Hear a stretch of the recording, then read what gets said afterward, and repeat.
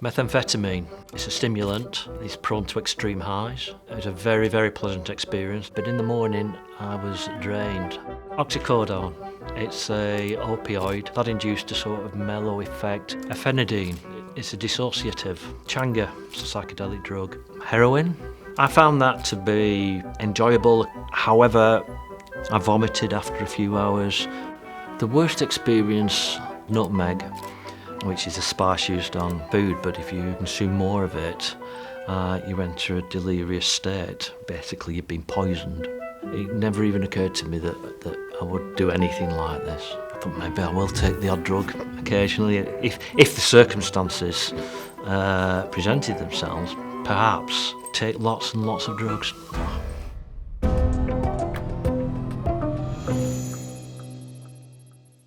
I'm Dominic Milton Trott. Over a 10-year period, I self-administered 157 different psychoactive drugs and wrote a book called The Drug User's Bible, documenting the vital safety information for each.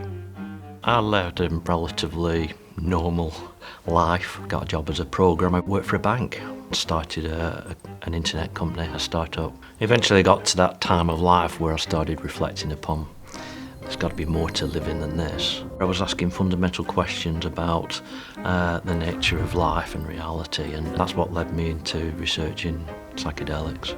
And there was references to a drug called ayahuasca, a botanical, and that produces a 4 or 5 hour visionary experience. And it was during the research for that particular adventure, obviously the forums and the social media platforms, it was hard to miss the fact that posters would occasionally just disappear off the radar. They'd made a mistake and they died. And that's when it started to occur to me that there's a real problem here. And the problem is that people are dying of ignorance. They're dying because they're making fundamental mistakes.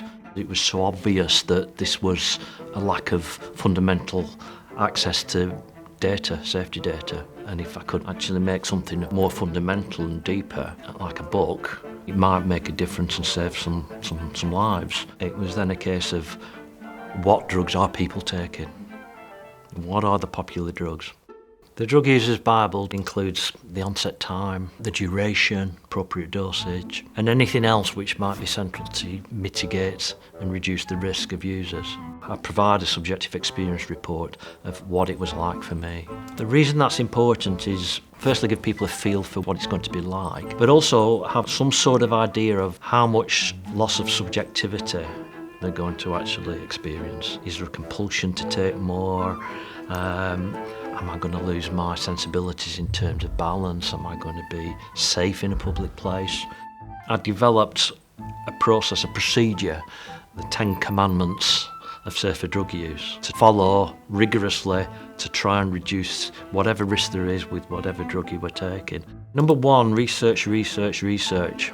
You're going to take a drug. If you are going to do that and embark on that course, know what you're taking, know what its effects broadly are likely to be. Test it is a specific third step, and the reason it is however confident you are in your supplier, you can't be 100%. A lot of drugs have different effects dependent upon how much you take.